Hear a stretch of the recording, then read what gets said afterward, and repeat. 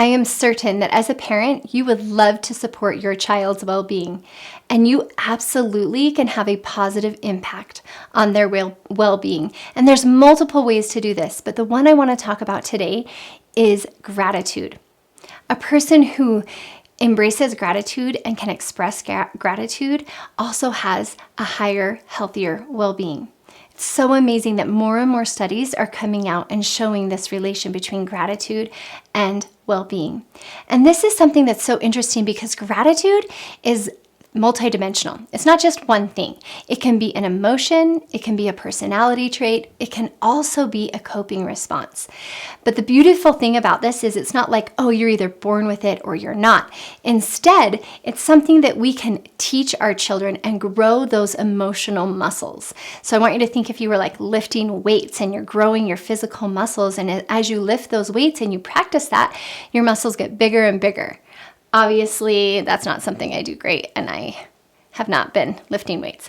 But you can lift those emotional weights and increasing that positive emotion of practicing gratitude. And as you practice it, you get better at it and it feels more natural. And what's so great, I mean, we read these studies. There's been so many studies that I've actually looked over recently. My son was doing a college English paper all about gratitude and well-being. And that's what really sparked my interest. I thought, this is something we need to take seriously as parents. And they're talking about it for adults, some exercises that they're doing with adults. And I thought, this is something that children can do. And maybe you've already been practicing gratitude in your home. And if you are, great job. If you would like to increase gratitude, I'm going to offer some examples today specifically about how to increase gratitude in your home. And it's not too big. These are simple things that we can do as parents to help increase the emotion and help with that personality trait and even use as a coping response. Well, let's talk about the need. Why do we need to increase gratitude? Well, let me just tell you, we have talked a little bit about how it can help improve well-being, but we live oftentimes in societies where anxiety and depression is on the rise. In a recent survey that was done in 2023, it was done by the Household Pulse Survey, and it revealed that nearly 50% of Americans are dealing with anxiety or depression. Nearly 50%. And what's so great is understanding that there's a solution. We don't have to have that number grow and grow. In fact, we can help it decrease by doing certain exercises and helping our individual selves and our families learn how to practice healthy coping mechanisms that can help them switch that well-being and improve their well-being. One of these ways is gratitude, and there are many ways, but today we're going to discuss gratitude. Okay, so maybe some of these things you're already doing in your home. So great if you are, and if you're not, go ahead and adopt them. And the first thing we need to do is we need to model gratitude as the parents. And this is sometimes maybe you're grateful for something in your head, and I'm going to encourage you to say it out loud. Make sure that you're expressing your gratitude and that those within your earshot can hear about it. And this could simply be done as you're driving down the road and you're driving around, and no matter what environment you live in, you can notice something to be grateful for, whether it's the sky or the sun or the mountains or the beach or neighbors, whatever it is, or this store that we can go to and easily access this food, whatever it is, the scenery, anything. You can find a way to express gratitude. And as you do this often, the neat thing that happens is you will hear your children do it. We live in a place where there are a lot of mountains. And as I drive around, that's something I talk about with my kids all the time. I talk about how I love living where there's 4 seasons, and I love to see the mountains every day. And, oh, you guys look up, look, it just snowed. Look at how the mountains look with the snow. And we're always talking about our surroundings, and we're grateful. We may even talk about a neighbor. As we pass a neighbor, we're grateful for our neighbor, or we're grateful for this neighborhood or this place that we live. So my kids have heard me do it. They have heard me model that. They've heard me express gratitude. And guess what? Now they do it.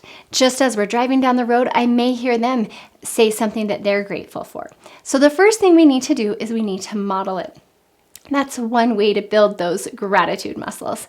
And another thing that we can do is ask them, what are you grateful for? We can prompt the question. So maybe they didn't come up with it on their own, but as you prompt it, it could be in the car, it could be at mealtime, you could be specific about what are you grateful for today? And that's something that I've done when there's a child complaining and they're going on and on about something. I do listen to their complaints and hear them out and understand the why. And then I choose some redirection and say, what's something about your day or about this situation that you're grateful for? Because we all experience things that could be disappointing or we're frustrated with, but it is very important to look at the other side and see, maybe this bad thing did happen, but let's also look at some good things that happened and what we can be grateful for. And that is building those gratitude muscles. So number one, you model it. Number two, you can prompt that question and kind of pull that out of them to recognize, what are you grateful for? And it may be something so simple like your bed, or that you are warm at night as you sleep, or your pillow. I'll even point out simple things like that. I'm so thankful that I'm warm and safe and had a good night's sleep. Small things like that, we can show our gratitude and give that response. And then of course, another way you can show gratitude is when you express gratitude for something that somebody has given you. When somebody stops by and gives you something, or if you're out in the public and someone hands you something and you express gratitude, you're showing your kids how to do that. Instead of just taking something and not being grateful and walking away, you are showing them the expression of gratitude. You can also do this with your child when they are a first-time listener, or they do something that serve a sibling, or they do something and you praise them as you express gratitude. And you say, thank you for being a first-time listener. I appreciate that. Or thank you for serving your sibling. That was so neat to watch how you thought of that and you served them without even being asked. So being sure to express that gratitude even in praise. So there's multiple ways that we can do that and build those gratitude muscles. I wanted to share an experience with you. I heard this experience from like a 5th grade elementary school teacher. And she said that there was this problem out on the playground and it was going on for weeks. This problem that they were hearing, that these girls weren't getting along. And then finally, when they got to the bottom of it, they realized that one of the girls was carrying around a notebook and she was literally writing in it her grievances, ways she felt she had been mistreated, or things people had done that weren't very kind. And anytime something that was done wrong to her, she was sure to write it down. And she was literally carrying it around. So I want you to imagine that realistically, a child holding a book about everything that somebody's done wrong with them, and they can open that book and they can read it and they can dwell on it, and how hard that must be for them mentally. And then how is that impacting them and their behavior and their demeanor to be looking for the ways that someone has done them wrong? So when the teacher intervened, they were able to locate the book and see all the grievances, all the ways they have been treated wrong. And then they pointed out, what if you wrote down all the things that have been done that were good? Like, let's just take the opposite of that. The good things that were happening to you, the things that people had done that were kind, and just kind of flipping the script literally. Because not only are you carrying around a book of grievances, but it's weighing down who you are, like literally. But as we can turn that around and choose to be grateful, that will also change our demeanor and make it more positive and will positively impact our well-being. So when we're teaching our kids to have gratitude, we're not just teaching them because we think it may be a good idea. I'm telling you, studies are showing it's related. People who practice gratitude also have physical benefits, such as things like they are able to sleep better and their heart rhythm. Like, it's amazing to read some of these studies and see, oh my goodness, this literally impacts the whole person. So it's not just some flippant thing like, oh, I want to teach my kid to be more grateful. Instead, this is an important thing I need to teach them through life to grow their gratitude muscles, because it directly impacts their well-being, not just as a child, but throughout their life and into adulthood. And one way that you can do this that is a guide is a gratitude guide. And you can find this at fullynested.com. Go to the menu and look under catalog, and there you will find a gratitude guide. And I made this and created this for around Thanksgiving when we did our thankful tree is when I created this.